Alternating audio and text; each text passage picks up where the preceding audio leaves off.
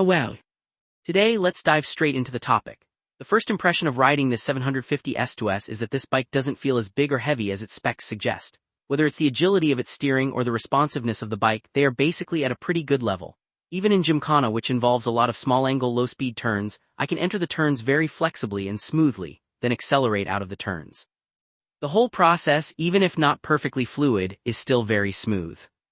In this respect, if you compare it to other mid-weight street bikes, especially those with similar weight, the difference in handling is really noticeable. This can mainly be attributed to three aspects. First is CFMOTO's consistent front fork angle design. Its rake and trail settings are very similar to those of European manufacturers, ensuring good agility at low speeds.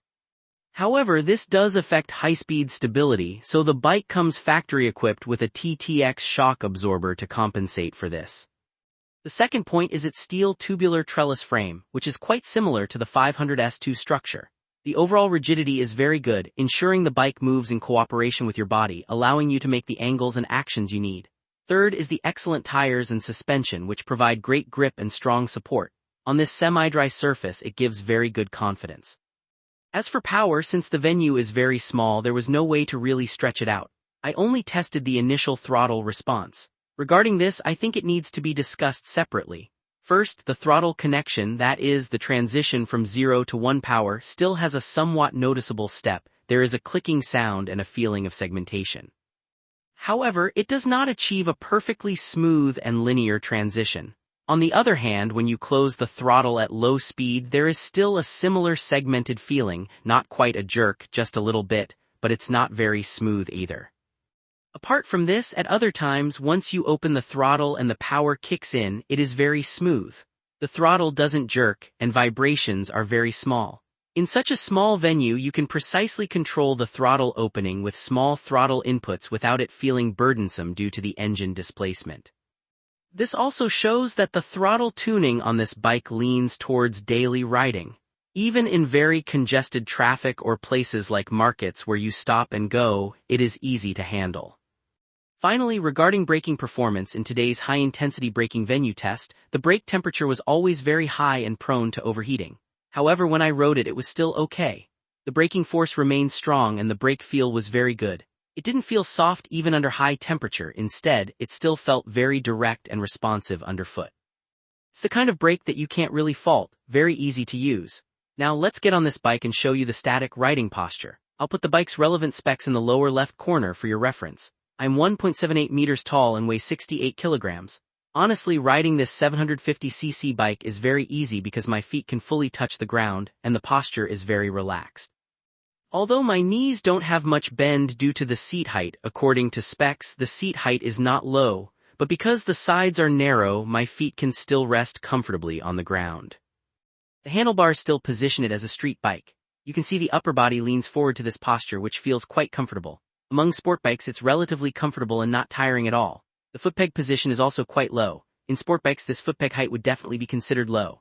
It is positioned slightly rearward, but only a little, just enough to create a slight sporty vibe, but not extreme track-oriented. Although when you mount it, you do get that feeling. If you lean forward, the fuel tank slopes down smoothly. Even though this bike is positioned more as a street bike, if you want to, you can still get into a fighting stance and ride aggressively. Although I have already detailed the bike's exterior design and configuration in previous videos, today during the test ride I will briefly review it. First, the overall shape still follows the typical design of the 675 series. You can see the front end is similar to the 675, but it features larger and more exaggerated winglets. The S in 750S can be simply understood as signifying a single-sided swingarm, which positions it higher in its class with more premium construction and design. The R2S2R2 is the 675's more sport-oriented version. The bike has dual-sided 4-piston calipers on both sides with cooling covers for the calipers, which honestly look quite nice and add to the overall appearance. The frame looks very stout and robust, actually quite thick. Its overall shape is somewhat reminiscent of the 500SR, as both are street-focused designs. From the side, it's obvious. The low seat height and relatively upright handlebars make it less aggressive, in my opinion. Given the size of this bike, the exhaust is not obtrusive and looks fine. To the eye, it's not awkward at all. Many people don't like the closed wheels, but those closed discs are removable. The plastic covers are separate from the aluminum alloy rims, so you can take them off. On this side you can see the Brembo caliper at the rear and the single-sided swing arm. Looking at this side, the single-sided swing arm is quite thick and the overall appearance is good.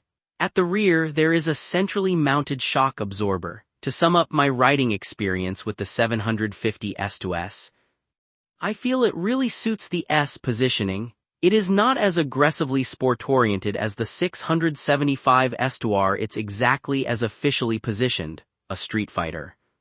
I think this bike is made to accommodate most riders. It's not as aggressive or sporty as some bikes. Many older riders who can afford big displacement bikes might find very aggressive sport bikes like the S22 hard to handle. But if they still want a big engine bike, this one is rideable. Even in a small gymkhana venue, it is very agile, light and nimble. Riding it feels effortless. It doesn't feel like you're fighting with the bike's steering or controls unlike some other bikes. This bike listens to you. Its seating posture is not aggressive or exhausting, so you feel very in control riding it. Even though it's a 750cc big bike, it doesn't demand very high skills or physical effort to ride.